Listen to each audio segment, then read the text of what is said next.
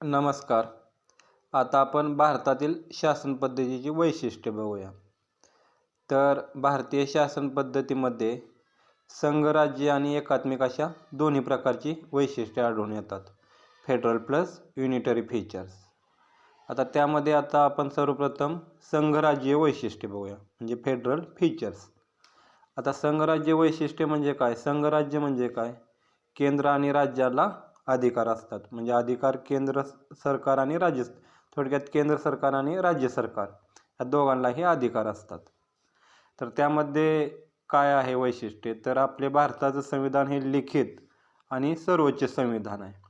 हे एक federal feature आहे, संघराज्य वैशिष्ट्ये. ते कसं ते आपण नंतर बघूया, फक्त एवढं लक्षात ठेवा की वैशिष्ट्ये कोणती आहेत. दुसरं आहे केंद्र व राज्यांमध्ये अधिकारांची विभागणी. आता हे तर स्पष्टच आहे, राज्यांना सुद्धा अधिकार आहेत.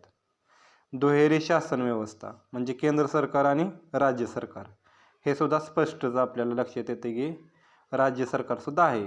फेडरल म्हणजे राज्यांना सुद्धा अधिकार. चौथा आहे स्वतंत्र व सर्वोच्च न्यायपालिका. आता हे सुद्धा फेडरल फीचर आहे, म्हणजे न्यायालय स्वतंत्र आहे, म्हणजे केंद्राचा प्रभाव नसल्यामुळं राज्याला सुद्धा न्यायालय न्याय देणार.